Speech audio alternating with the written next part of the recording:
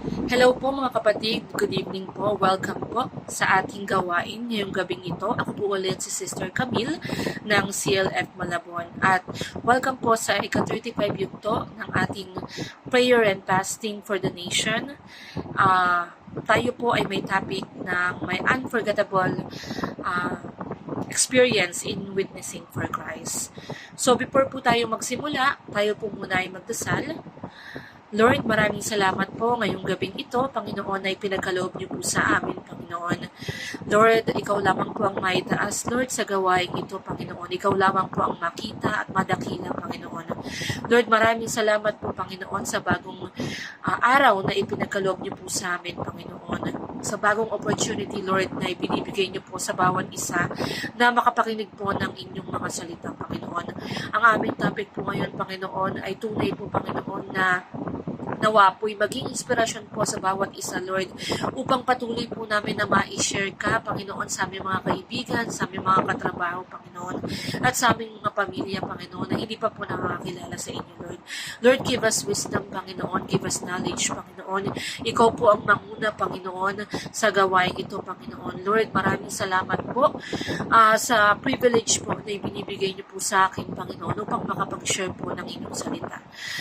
In Jesus' name, Amen. Ayan po. So, yung share po natin ngayon or yung pag-uusapan po natin ngayon ay yung kung paano po natin sineshare or binabahagi ang salita ng Lord or si Jesus mismo sa ating kapwa. So, ako po, personally, even though dati pa po na hindi pa po kasali sa ministry po ng church, ay honestly po na parang araw-araw po, hindi ko po mapigilan, alam niyo po yun, na na-share po si Jesus. Lalo na po, kunyari po sa mga pinag-uusapan po namin mga katrabaho, na meron po silang mga problema sa mga GC po namin, ang aming mga kaibigan. Pag may problema po, ay lagi po ako nag-share ng Word of God. At minsan po, talagang nabibless po sila na po mismong nagsasabi na nakaka-bless nga po at parang may mga realization sila sa buhay nila. So, isa lang po tong verse na ibabahagi ko po about sa sharing Jesus. To pong Hebrews 13:16. Do not neglect to do good and to share what you have, for such sacrifices are pleasing to God. So, di ba tayo po nakakapakinig po tayo ng mga salita ng Panginoon tuwing linggo at dito rin po sa our daily devotion. So kung i-share po natin siya sa iba, so parang it please God. So parang nabibigyang kapurian ng Panginoon na itataas ang Lord. Kaya tunay po na dapat po yung mga naririnig po natin sa church, lalo na po doon sa mga taong hindi pa po nakakilala, i-share po natin kasi sometimes they really, hindi man po sabihin ng mga tao na yun na alam ko po na ito po ay nakakaapekto sa kanila, sa puso nila, sa isip nila, sa mga gawain nila araw-araw. So, hindi naman po ang purpose natin na mag-share po sa Panginoon is makapunta po sila sa church. Siyempre po, yung pong ma-harvest po natin yung soul nila na sila po mismo maniwala po na tunay po ang ating Diyos, buhay po ang ating Diyos. So yung mga tips po na maibibigay ko po, unang-una po syempre mag-pray po tayo.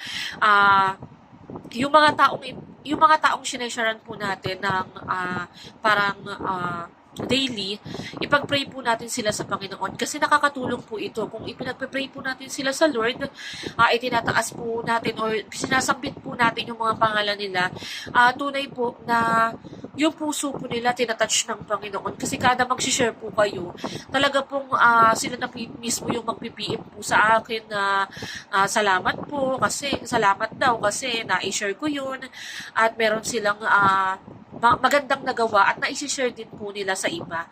So, unang-una po, syempre, ipag-pray.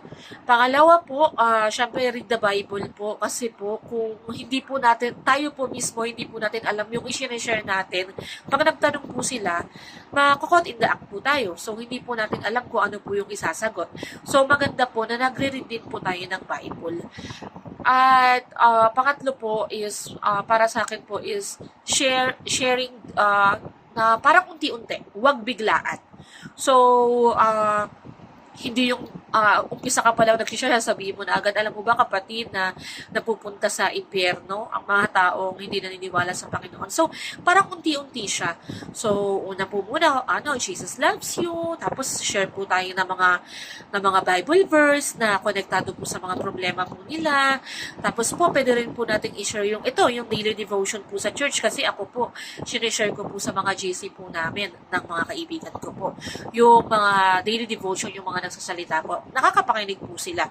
So, maganda po siyang ministry din outside the church na nagsishare po tayo sa ating mga kaibigan. So, unforgettable moment ko, yung isa pong nag-post po ako sa Facebook.